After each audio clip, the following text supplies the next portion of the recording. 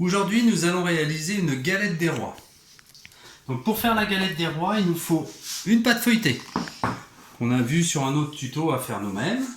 Ensuite, on va faire une crème d'amande. Pour faire la crème d'amande, il nous faut des œufs entiers, donc là on en a 4, de la poudre d'amande, nous en utiliserons 200 g, de la farine, type 55 ou 45, on en utilisera 20 g,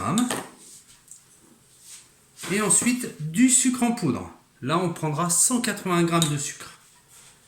Et avec 200 g de beurre ramolli et coupé en petits morceaux. Nous allons réaliser aussi une petite crème pâtissière. Donc il nous faudra 200 g de lait avec un petit peu de vanille. Donc là moi j'ai mis de la vanille liquide dedans. 10 g de maïzena. 10 g de sucre et un jaune d'œuf. Pour la décoration, on utilisera du sucre liquide, soit vous faites un sirop, soit du sucre de canne, et des petites paillettes en sucre pour la décoration. On peut prendre en bleu, en jaune, de toutes les couleurs. Sans oublier l'élément principal, qui est la fève, pour le roi ou la reine qui la trouvera. On va démarrer par la crème pâtissière. Donc je prends une casserole, je mets mes 200 g de lait dedans, et je mets ma casserole à bouillir. Dans mon petit cul de poule, je mets ma maïzena, mon sucre, mon jaune d'œuf, et je mélange. Une fois que le lait bout, je le mélange avec mes jaunes. Je le remets dans ma casserole et je vais le remettre à bouillir.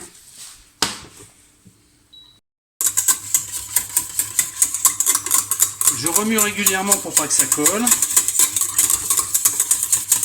Je regarde de temps en temps et en fait je fouette jusqu'à ébullition.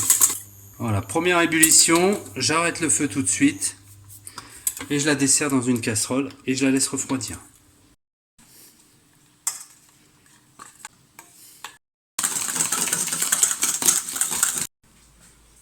Alors on va faire la crème d'amande. Je mets le sucre. Je mets mes œufs entiers. Je mets mon petit fouet.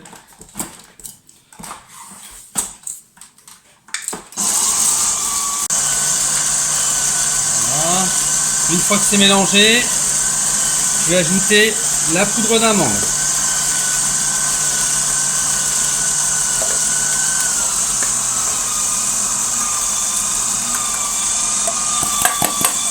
Ma farine et le beurre en petits morceaux.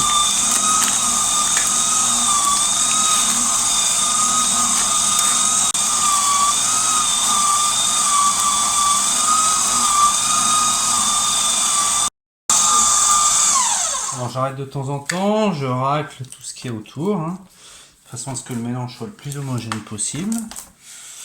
Là, ça m'a l'air bien. Je remets mon batteur et je vais accélérer un petit peu. Beaucoup.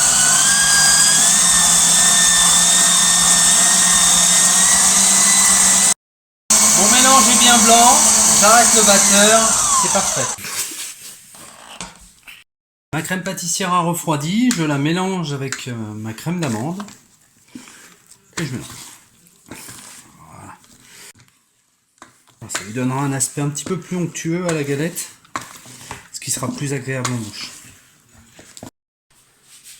Alors, je prends mon feuilletage, donc c'est un feuilletage à 5 tours, donc je vais rajouter mon dernier tour, donc même principe, j'écrase un peu, je viens d'allonger, donc bien sûr j'ai pris que la moitié, Donc là, j'ai pris un morceau de 600 g de feuilletage.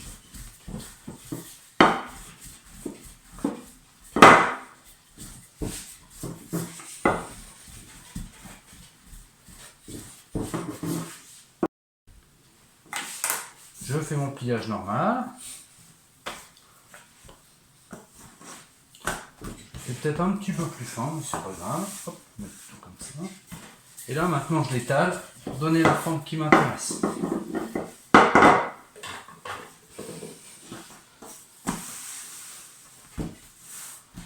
Donc là, je vais faire un grand rectangle.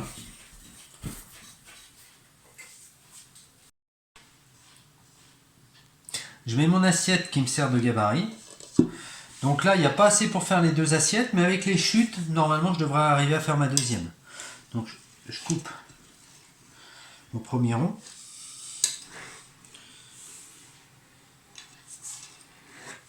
Je récupère l'assiette. Je le mets de côté. Et là, avec mes chutes, je les mets surtout pas en boule.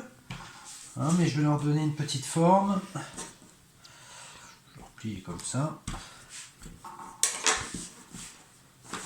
Un tout petit peu de farine en dessous. Et je vais l'étaler pour prendre l'équivalent de l'assiette.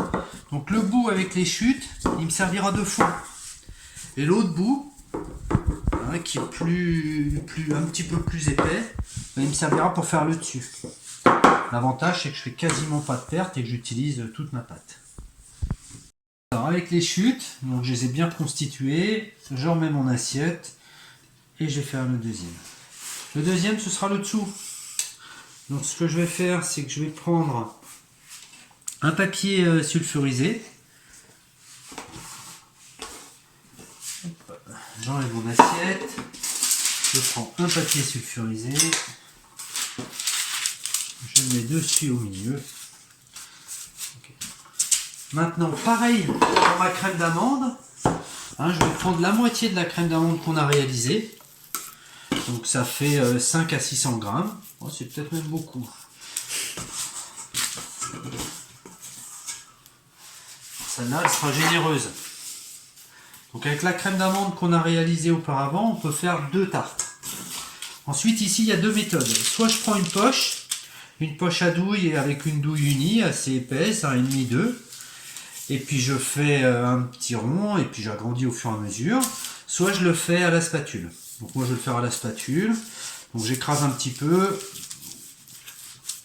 Et le but c'est d'étaler la crème d'amande. Hein, qu'elle prenne bien le tour en laissant un petit espace d'environ 2 mm. 2 cm. 2 mm ça ferait petit. Tac, donc j'étale bien. Ok, c'est très bien. Ensuite, pour coller les bords, je vais utiliser du jaune d'œuf avec du lait. Hein, je l'utiliserai en dorure et aussi pour coller mes bords. Coller les bords, on pourrait le faire aussi avec de l'eau. Il n'y en a qui mettent que de l'eau. Hein, moi, j'utilise ma dorure tant pour coller que pour faire colorer. Donc là, j'oublie pas de mettre mes fèves. Donc, je mets mes 2 fèves. On peut les mettre n'importe où, on ne les retrouvera pas à la fin de toute façon. Ils ne se verront pas en tout cas. Je mets mon petit couvercle. Donc maintenant, avec mes doigts, j'appuie sur les bords. Mes fameux 2 cm. Que je vais essayer de réduire après. Donc il ne faut pas hésiter à appuyer parce que le but c'est que la crème d'amande elle reste à l'intérieur. Hein, parfois ça s'échappe un petit peu, hein, mais c'est quand même mieux que ça reste à l'intérieur. Donc ensuite je dors.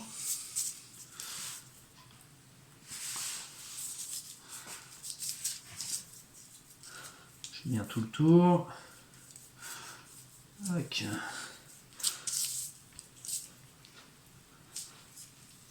Voilà. Avec mon couteau, j'appuie dessus pour enfoncer un petit peu. Donc ça fait un petit cranté, mais surtout ça m'appuie bien ma pâte hein, pour être sûr que ça ne ressort pas. Et j'essaye de lever un peu la lame pour pas écraser le bout de la pâte feuilletée, que ça fasse un petit côté feuilleté sympa. Ah, parce qu'on veut que ça feuillete un petit peu à la cuisson, c'est beaucoup plus joli. Ok, ensuite je vais chiqueter mes bords. Donc là je fais comme une petite virgule. Tous les 2 cm, je fais une petite virgule avec ma pâte. Hein, pour la pousser à l'intérieur. Ça va réduire pareil mon petit espace. Un des avantages de travailler en le posant sur une feuille, c'est qu'on peut tourner la feuille, c'est beaucoup plus facile à travailler. Et beaucoup plus rapide. Alors, hop, je finis mon tour. Ça prend ce tour. Et ensuite je fais mon décor. Donc on décore, je prends ma lame côté coupant et je la mets un petit peu de biais. Et j'y vais, je fais couper légèrement. Donc je vais faire des traits. Tac, tac. Et là sur le côté, hop, je vais partir dans l'autre sens. Pareil ici. Encore ici. Accélère un petit peu.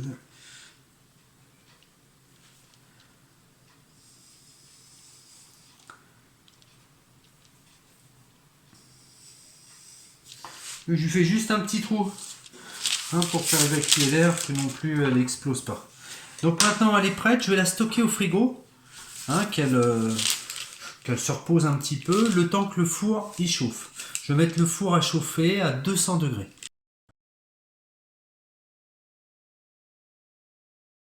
Je sors ma galette du four, hop, je la mets tout de suite sur une grille.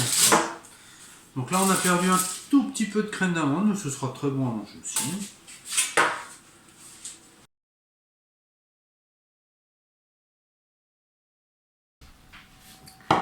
Alors maintenant, on a une belle galette, mais on va essayer de la faire briller un petit peu plus. Donc je prends mon sucre de canne et avec un pinceau, j'en mets partout, partout, partout. Vous voyez, ça donne une jolie brillance. Et puis ça va nous permettre aussi de coller, hein, notre petit décor. Donc le vermicelle qu'on va mettre dessus. Voilà, j'en mets vraiment partout. Tac. Et après, hop, je mets mes petits grains de vermicelle dessus.